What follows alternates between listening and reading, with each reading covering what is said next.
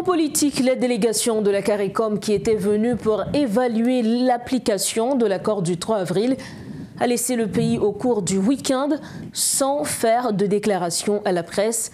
Les membres de cette délégation ont-ils fait des recommandations pour demander la mise à l'écart des 3 membres du CPT impliqués dans le présumé scandale de corruption de la BNC?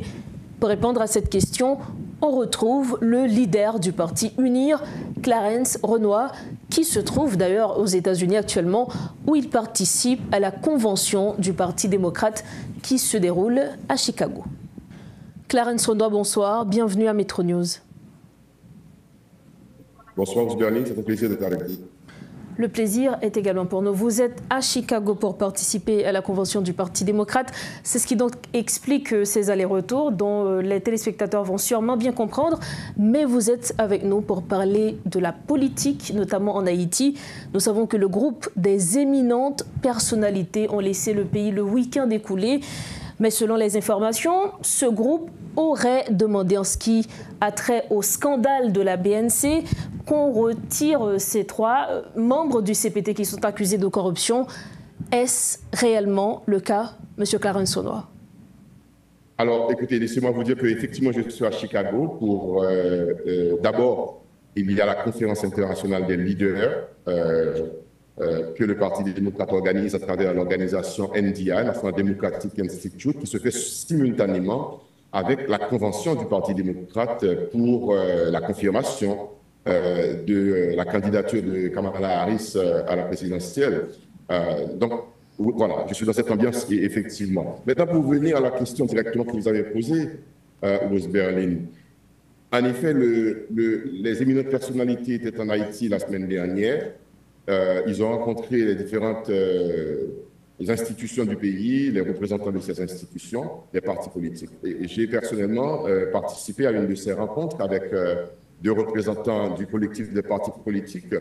Et c'était une longue discussion à propos de la crise en Haïti. Mais je peux vous dire, pour répondre directement, que les éminentes personnalités n'ont pas fait une telle recommandation pour dire qu'il faut écarter les 3 membres du Conseil présidentiel qui seraient impliqués dans ce scandale de corruption. Cependant, ils ont discuté avec les concernés, mais aussi avec les parties prenantes, les partis politiques et organisations qui ont contribué à la formation du Conseil présidentiel de transition. C'est une question qui préoccupe les éminentes personnalités de la CARICOM qui sont venues en mission en Haïti. Vous savez, leur présence en Haïti, pour moi, est quelque chose de pratiquement normal. Pourquoi?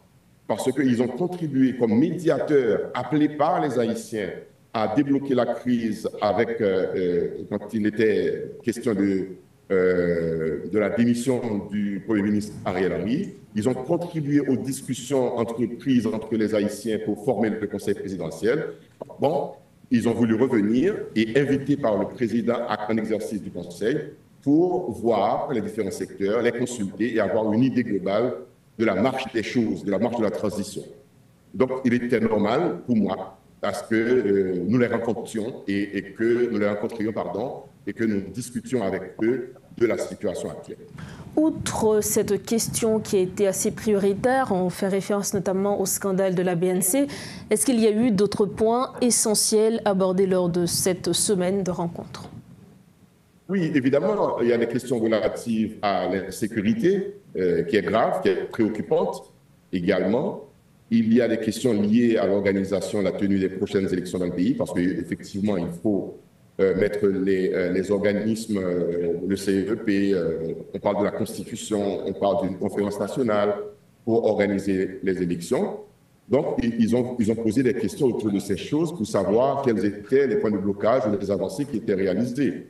Et je crois que leur mission, la mission qu'ils se donnent aussi, c'est d'aller voir auprès de la communauté internationale comment faire avancer les promesses faites par la communauté internationale pour aider Haïti notamment sur la question de la sécurité et sur l'aide internationale en général à Haïti, ce qui permettrait au Conseil présidentiel et au gouvernement du Premier ministre d'aller beaucoup plus vite dans l'exécution des tâches de la mission qui est dévolue à ce gouvernement de transition afin d'arriver à son terme prévu le 7 février 2026. Est-ce qu'il y a eu des recommandations en ce sens? Alors, moi, j'ai discuté personnellement avec un membre de la mission qui était venu. Ils m'ont clairement dit qu'ils ne feront pas de recommandations parce qu'ils ne sont pas là pour faire des recommandations aux Haïtiens.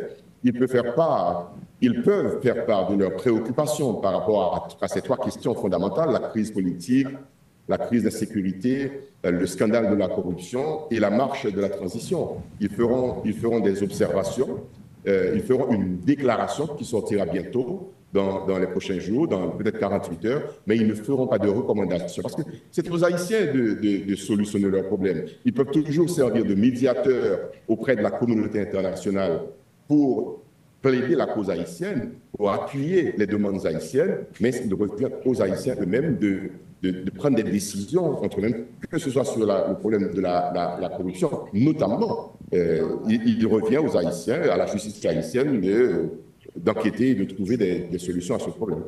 C'est aux Haïtiens de trouver la solution au problème. Merci infiniment, Clarence Sono, de votre disponibilité. C'est un plaisir d'être avec vous. Merci beaucoup. Merci encore.